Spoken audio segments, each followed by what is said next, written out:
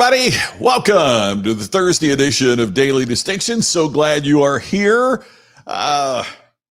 This might be, it won't be, but it could be the first Daily Distinction where you see me throw something.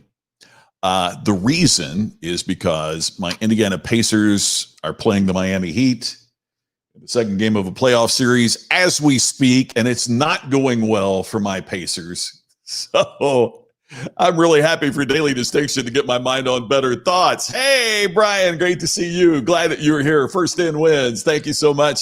Thanks for everybody that shares this. I really appreciate that you are sharing it. Hey, post-pandemic events, the cart is closing soon. Registration, we may extend this. We've heard from some people that, and Brian, thank you for the heads up, that what had happened is the gremlins somehow got in the system. People were trying to use the code, and they weren't able to do so. So we may extend this. I'm not sure. If you can get in now, please do it. Post-pandemic events are for meeting professionals and speakers and financial advisors and anybody that has to communicate virtually as opposed to face-to-face. Man, I just can't thank those of you, Leanne, if you're watching, others, just can't thank you enough for the great comments we've been receiving. And just did a new session on that, on virtual events, and going to do one here later today on hybrid events. And we've only talked about this on Daily Distinction. You can save $50. It's under $300 per program, but you can save an extra $50. And the code I want you to use, Brian, we got this straight now, don't we? The code that the gremlins haven't gotten to is ICONIC50. All one word, all caps for ICONIC, ICONIC50, if you'd like to be a part of our post-pandemic events. Yes, God, go Pacers. Man, they were looking good in the first half and looked horrible in the third quarter. I just don't think without Sabonis that they've got enough horsepower to make it happen. With Victor not 100% and everything, oh boy. Bonnie, how you doing? It's great to see you as always. Thank you for being here. Ted, thank you for being here. Happy Thursday to you too. And I'm trying to look right now. Oh man, it's cool. It's only 109 outside. We have been up to, you might have heard me talk about it yesterday. We've been up to 115, 116 here at the house. It was 130, not too far from here in Death Valley. So been pretty warm. You're going to throw something too, Darcy? It's just, man, they look so good in the games leading up to this. And Sabonis being out, it's just breaking my heart. Every year, it seems like here lately, the Pacers just break your heart. You root for a team like that? The Colts were like that too. Indianapolis has had the worst luck. You know, Oladipo gets hurt, Luck retires, Peyton gets hurt and gets released. Oh, it's hard being an Indianapolis sports fan. I'm telling you. Hey, Mike, got your email. I have been at the dentist all morning, so let me tell you, anything that happens today is better than how my morning has gone.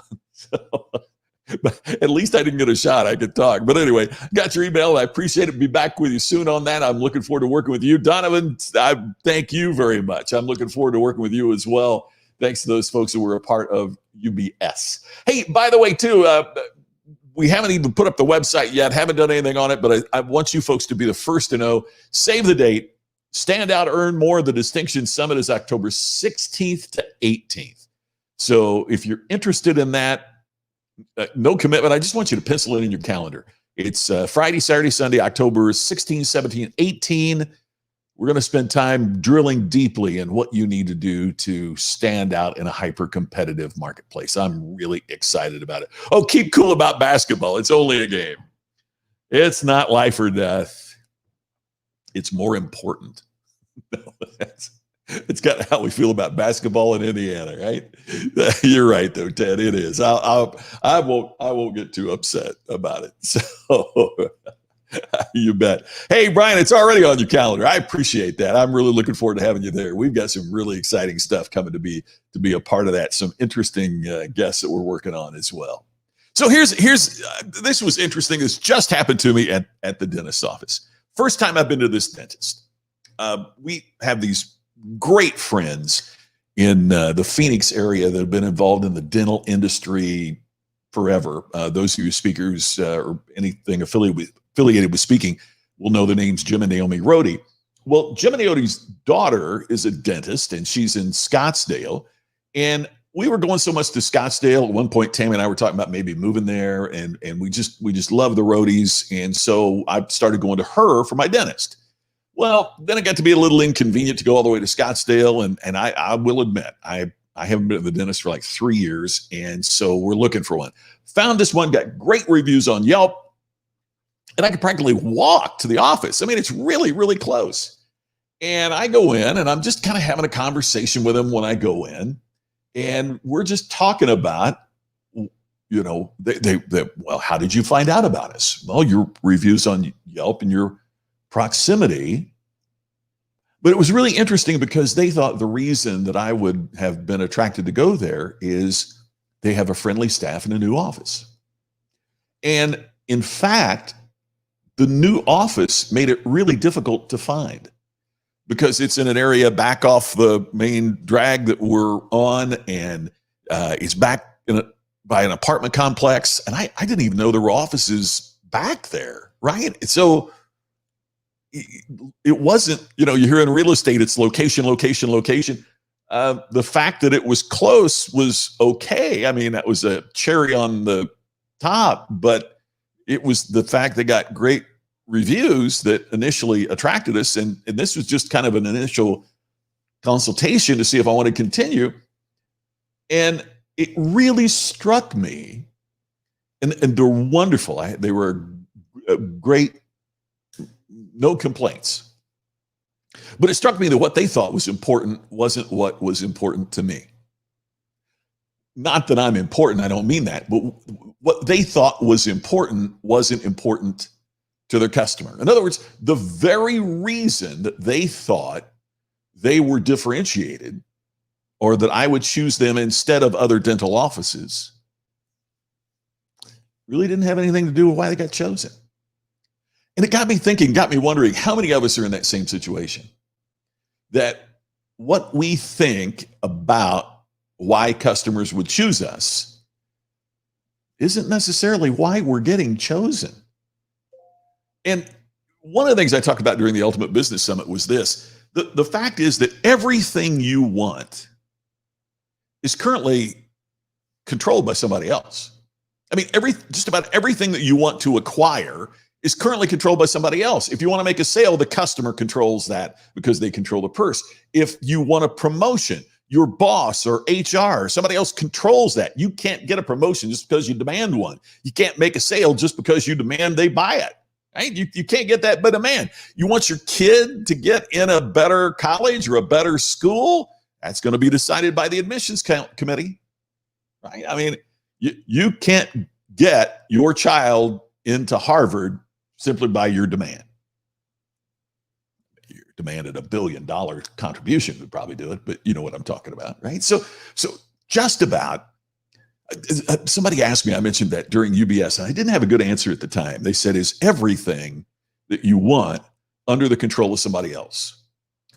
And I came up with, I think there's an exception. And the one exception is if you want to grow personally, if you want to grow professionally, because that's not under the control of somebody else. That's the control of you. But in terms of these external things that you want, a sale, a raise, a promotion, a better school, to get customers to choose you and pick you, they get to make that choice, you don't. So the question is, how do you influence selection? How do you position yourself so you get chosen?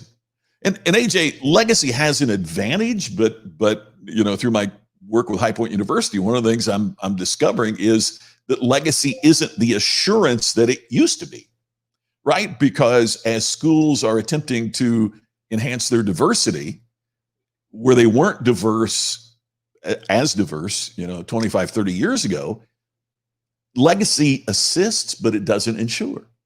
So somebody is going to make a choice. Right? So how do we influence that choice? How do we get better selected to the things that we want? How do we improve our chances of selection? To me, that's what standing out is all about. So why would a customer choose you instead of the competition? And I'm going to suggest to you, we're chosen for our differences.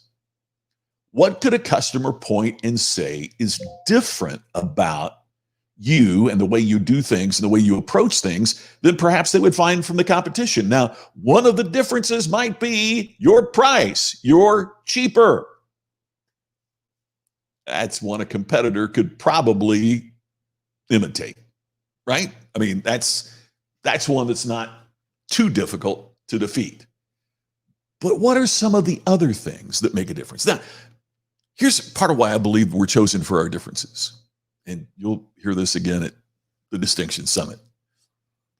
In the history of business, no person has ever said, I love doing business with them because they're exactly like everybody else. If you're exactly like everybody else, they'll find someplace else to do business. Or if you're exactly like everybody else, that's when customers choose the cheapest because they don't see a difference between you and the competition. So we're chosen for our differences and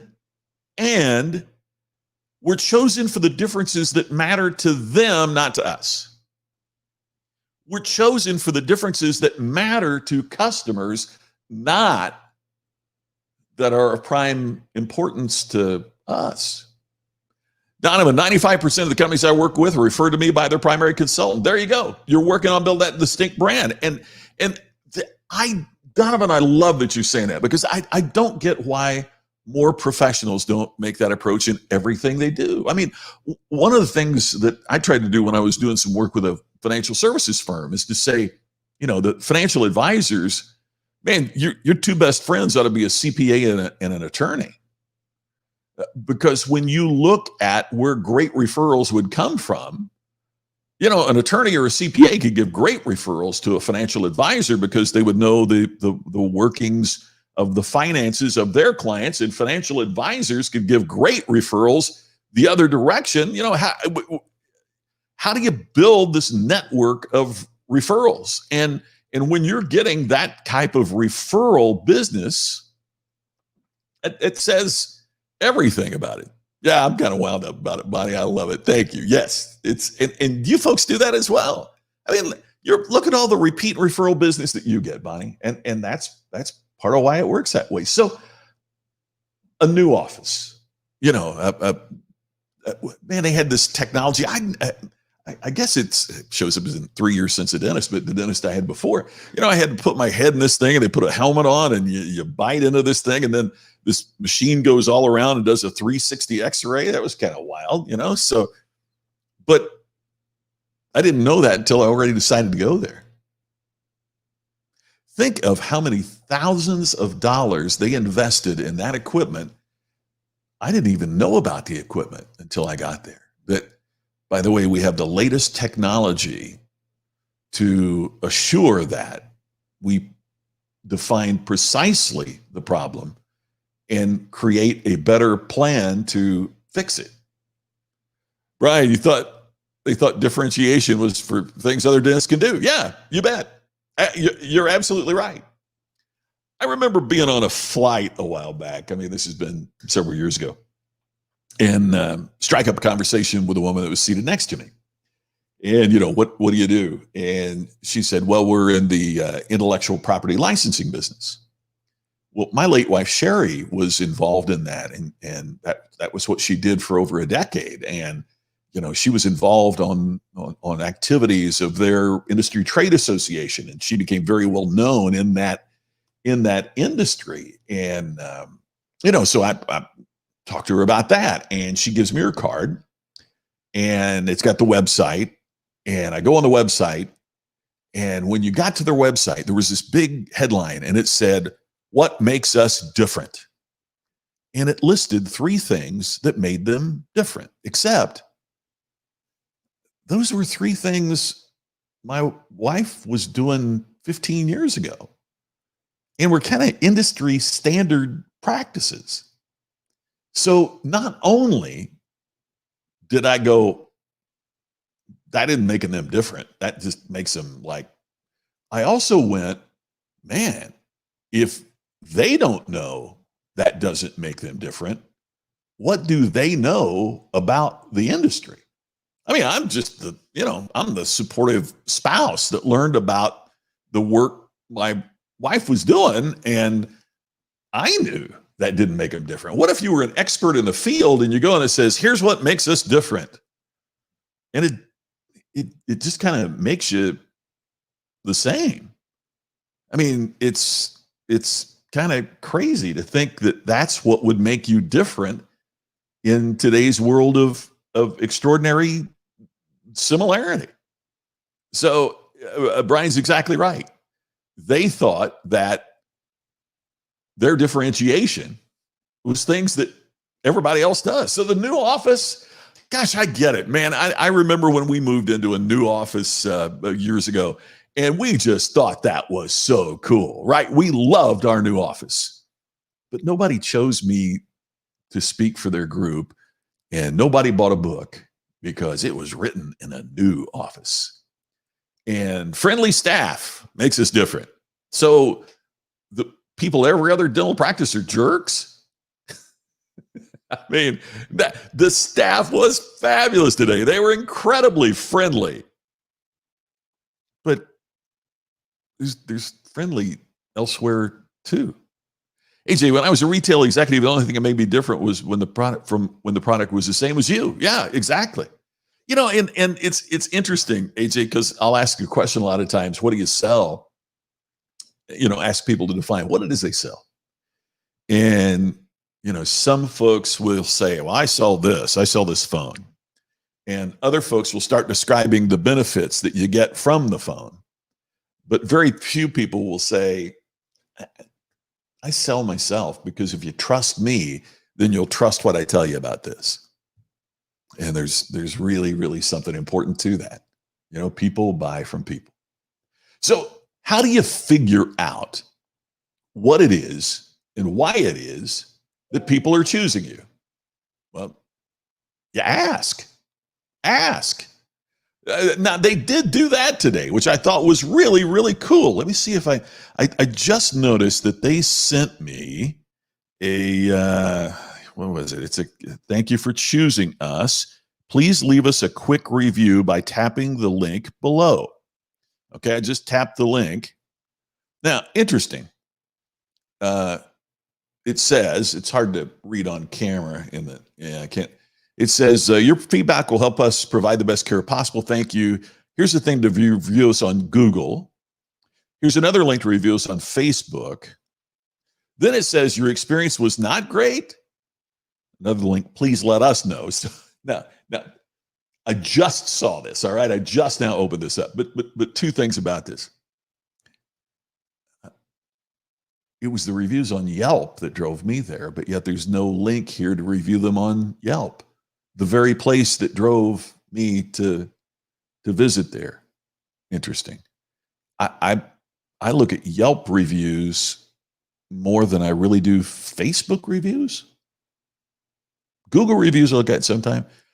Okay, but your experience was not great. Here's a link to please let them know. So hopefully you won't let Google or Facebook know. Kind of interesting. So there you go. They asked me why I was there, but they didn't. They're not doing what it takes to get more of what got me there. Jesse checking in from Wyoming today. Good to see you, Jesse. Thanks for being here. So ask. And then I didn't put it here, and then do. I mean, if you got new customers like me, I mean, if I have to have a couple new crowns, you can do the math. I mean, that's new business walking in your front door. And I got there by Yelp. Wouldn't you have a link on this thing to say review us on Yelp? Because that's where you're getting your new customers.